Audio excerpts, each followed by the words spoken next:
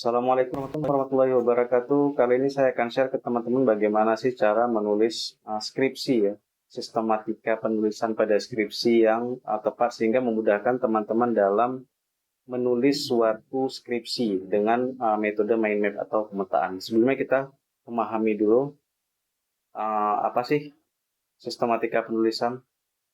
Nah, di sini akan kita sampaikan adalah pengertiannya, bagaimana sistematikanya, dan bagaimana memulai suatu tulisan ilmiah serta contoh jurnal ilmiah. Nah, pengertian tulisan ilmiah. Jadi, definisi dari tulisan ilmiah ini adalah memaparkan hasil penelitian atau pengkajian suatu masalah oleh seseorang atau tim dalam bentuk tulisan. Nah, contohnya kita memaparkan hasil penelitian kita pada jurnal publikasi tertentu, misalnya jurnal Abacor dan lain-lain. Nah, ini tidak jauh berbeda dengan kita menulis skripsi. Kenapa? Karena skripsi ini sejatinya adalah karya tulis ilmiah. Jadi, jurnal atau paper atau manuskrip ini adalah ringkasan dari skripsi itu sendiri yang memuat informasi-informasi penting dari hasil penelitian yang sudah kita lakukan.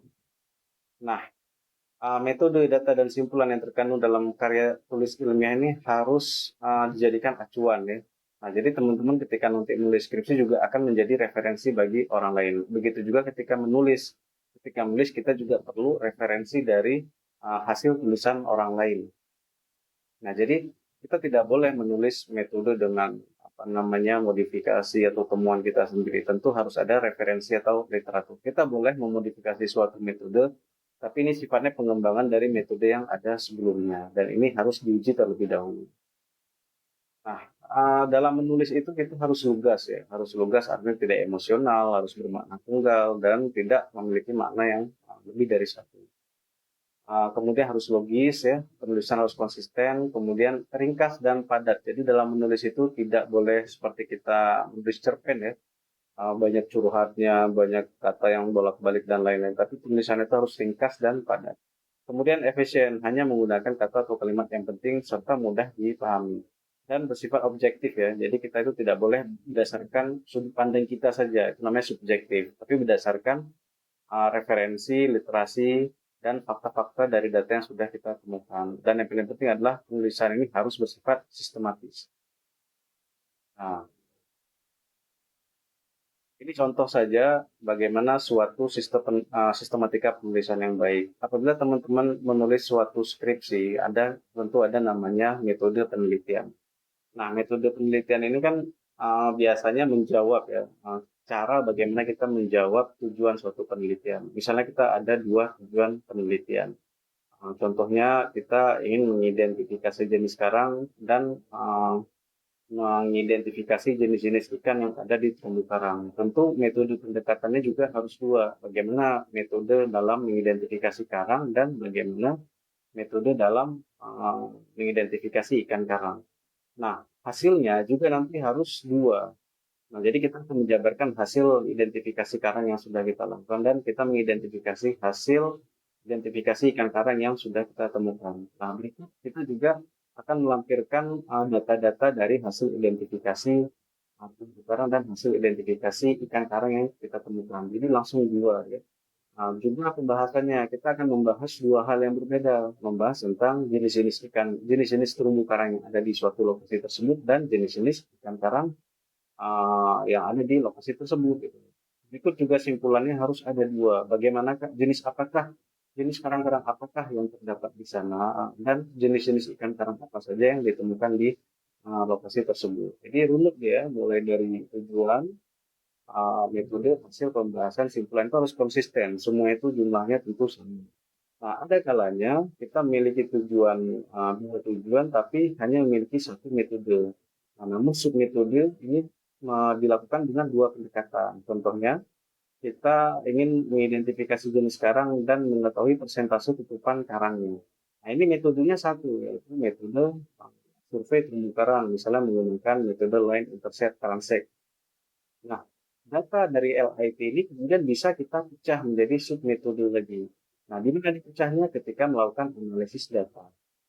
Analisis data dari identifikasi dan analisis data dari menghitung persentase tutupan karang ini berbeda, sehingga metodenya juga nanti akan metode pendekatan analisnya juga akan berbeda. Jadi walaupun metodenya satu, tapi sub metodenya pasti akan ada dua ya. Jadi runut ya, mulai dari dua dari atas sampai ke bawah. Nah, kalau misalnya tujuannya ada tiga, juga seperti itu. Metode hasil pembahasan simpulannya juga harus jumlahnya tiga. Nah, ini akan menggunakan teman-teman dalam suatu karya tulis ilmiah. Nah, ini contohnya. Sebetulnya Universitas Terumbu Karang ditentukan sebagai calon zona inti kawasan perlindungan laut PNAP gitu ya. Nah, keyword dalam pendahuluan teman-teman bisa menulis tentang biodiversitas, kemudian tentang terumbu karang, kemudian tentang teluk begai, kemudian tentang kawasan perlindungan, dan yang terakhir mengapa penelitian penting untuk dilakukan. Nah, kata-kata kunci ini bisa kita lebarkan menjadi sebuah paragraf. Gitu. Jadi kalau misalnya kata kunci ini kita jadikan paragraf, maka kita memiliki satu, dua, tiga, empat, lima paragraf ya, dari judul yang terjadi. Nah, cara mendapatkan keyword ini dari mana? Ya dari judulnya saja kita pecah gitu ya. Contohnya biodiversitas terumbu karang ditentukan sebagai calon zona inti kawasan perlindungan laut daerah Aceh Jaya. Kita bicara dulu tentang biodiversitas di Indonesia seperti apa. Kita fokus ke terumbu karangnya Indonesia seperti apa. Nah, kita bercerita juga tentang lokasi penelitian kita terligai di sana bagaimana kondisi terumbu karangnya berikut dengan referensi penelitian sebelumnya. Kawasan perlindungan itu apa? Kita ceritakan kawasan perlindungan laut itu seperti apa. Nah, di Riga sudah ada atau belum? Jika sudah ada, bagaimana uh, pengelolaan kawasan perlindungannya? Apa dasar hukumnya?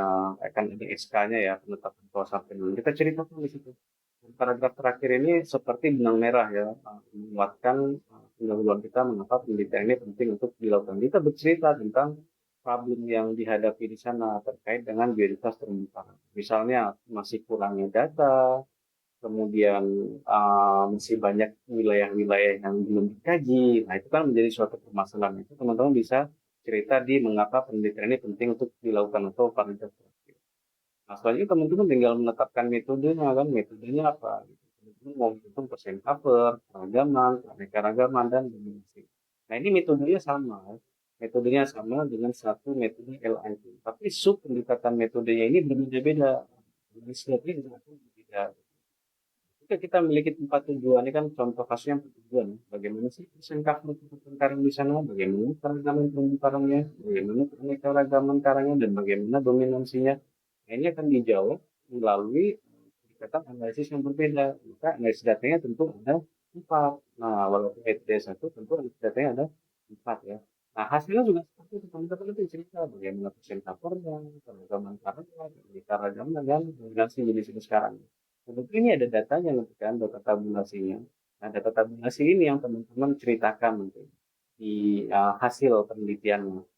Nah, kemudian masuk ke pembahasan. Nah, kita membahas dari data persen cover karang yang sudah kita temui. Itu keragaman, keragaman dan dominansinya. Nah, yang perlu kita pahami adalah perbedaan antara hasil dan pembahasan. Hasil itu hanya bercerita tentang data saja. Jadi kita bercerita tentang temuan yang kita mendapatkan di lapangan terkait data-data kita. Kita bercerita saja dan bahkan kita tidak perlu referensi. Kenapa? Karena kita bercerita data faktual yang kita temui. Nah, sementara pembahasan kita membahas ya, kita bicara tentang indikasi dampak dari data yang kita peroleh. Misalnya persen cover karangnya dari data yang kita peroleh dari hasilnya kita bercerita bahwa persen cover karangnya itu kurang dari 50% dalam kategori grup misalnya. Kita cerita itu datanya mana karangnya yang terlalu. Nah, di pembahasan kita bercerita tentang sebabnya kenapa sih karang di sana buruk, bagaimana penelitian-penelitian sebelumnya, penelitian-penelitian serupa di lokasi lain, apa penyebabnya sehingga persen cover karangnya ini bisa menjadi rendah. Kita bercerita dan apa indikasinya jika persen cover karang ini kecil atau buruk. Kita bercerita. Jadi itu kita bahas ya. Jadi itu perbedaan antara hasil dan pembahasan. Hasil itu bercerita tentang data faktual, pembahasan itu membahas tentang penyebab, kemudian dampak atau indikasi dari data-data faktual yang kita temui di lapangan. Nah, selanjutnya simpulan. Nah, di simpulan kita hanya bercerita tentang apa namanya, secara ringkas tentang poin penting dari penelitian yang sudah kita lakukan. persen cover sekarang, bagaimana persen covernya, apakah dia tergolong baik, sedang, atau tinggi, itu kita tinggal cerita saja. Dan biasanya di simpulan ini tidak disarankan untuk memuat angka-angka kuantitatif. Jadi kita bercerita saja, menyimpulkan. Nah, tentu lebih baik jika teman-teman membuat kesimpulan dengan jumlah yang sama dengan tujuan penelitian, supaya memudahkan bagi si pembaca atau si reader dari paper atau manuskrip teman-teman atau skripsi teman-teman untuk mudah dipahami gitu. Nah, bagaimana sih memulai suatu tulisan ilmiah? Teman-teman bisa mulai dari masalah. Jadi teman-teman cari permasalahan di suatu wilayah itu apa, teman-teman tinggal angkat masalah itu. Kemudian bagaimana sih cara menyelesaikan masalah tersebut? Jadi kita cari tingkatan masalahnya, itu dan lain-lain menyelesaikan tersebut.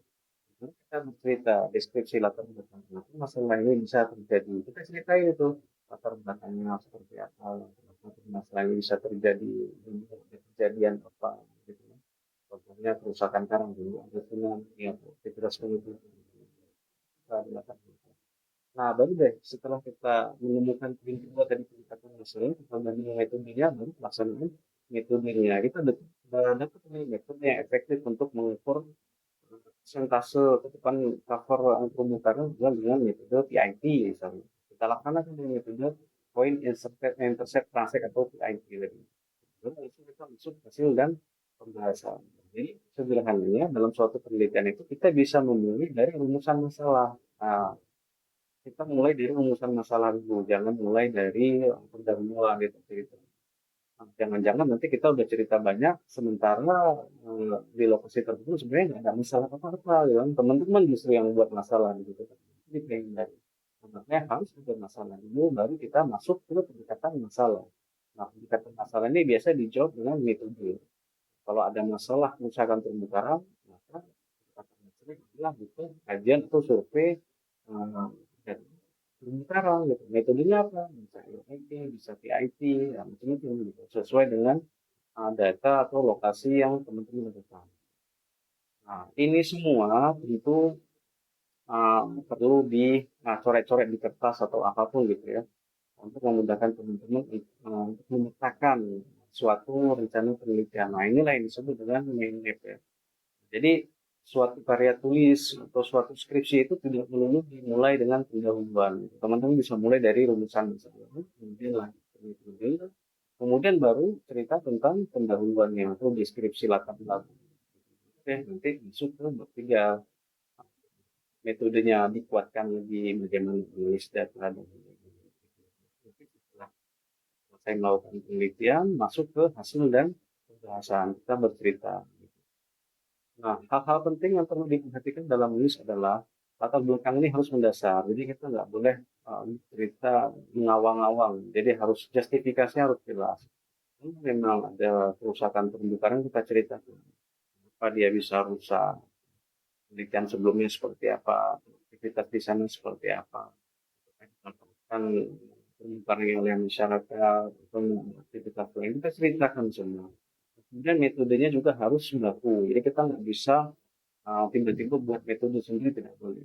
Kalaupun teman-teman punya metode sendiri itu juga harus diuji. Nah, jadi lebih mudahnya kita itu bisa mengadopsi metode orang. Jadi kita menggunakan referensi dari metode yang sudah terstandar atau sudah baku sebelumnya. Jika teman-teman mau develop itu silakan. Nah, misalnya mau memodifikasi, menyesuaikan dengan kondisi lingkungan. Tapi ini juga harus diuji. Jadi tidak tidak bisa tiba-tiba muncul metode sendiri, tidak boleh ya. Nah, kemudian referensi harus objektif, ya. Referensi yang terbaru. Kemudian ini tulisan ilmiah, bukan cerpen. Jadi menggunakan bahasa yang baku, tidak bolak-balik bahasanya, tidak keliling-keliling bahasanya. Jadi bahasanya ringkas dan padat. Dan upayakan banyak berkonsultasi dengan teman, kolega, atau dosen yang menjadi partner penelitian teman-teman. Nah, kemudian setelah skripsi selesai, disarankan segera membuat manuskrip ya. Jadi manuskrip itu adalah paper. Kenapa?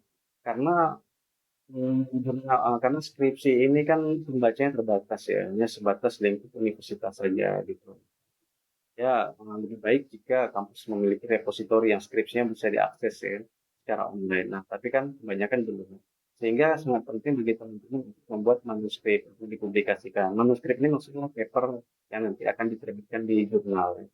Nah, kenapa? Karena membuat manuskrip ini gampang. Kalau skripsinya sudah selesai, teman-teman bisa ngambil datanya itu dari skripsi, ngambil tulisannya dari skripsi, tinggal dicomot-comot aja mana yang penting, mana yang apa namanya, tulisan-tulisan yang cukup kuat, cukup tegas, tinggal dimasukkan ke manuskrip. Kemudian baru deh menyunting ya. Menyunting itu maksudnya kita memperbaiki manuskripnya. Maksudnya kita minta teman kita untuk baca mana kalimat yang mungkin kurang kurang apa namanya, kurang jelas atau kalimat yang muter-muter gitu ya. Atau kita minta ke dosen kita untuk menyunting, membantu menyunting manuskrip karena siapapun yang terlibat dalam aktivitas penelitian kita ini harus kita tuliskan namanya di paper yang disebut sebagai author. Nah, jadi teman-teman yang memiliki penelitian itu akan menjadi author pertama. Sementara orang-orang yang lain yang terlibat itu akan menjadi author kedua, ketiga, keempat, dan selanjutnya. Nah, jadi mungkin itu saja yang bisa saya sampaikan. Semoga apa yang telah saya sampaikan ini menjadi referensi bagi teman-teman semua dan memudahkan teman-teman dalam berencana untuk menyusun skripsi. Akhir kata, saya akhiri. Wassalamualaikum warahmatullahi wabarakatuh.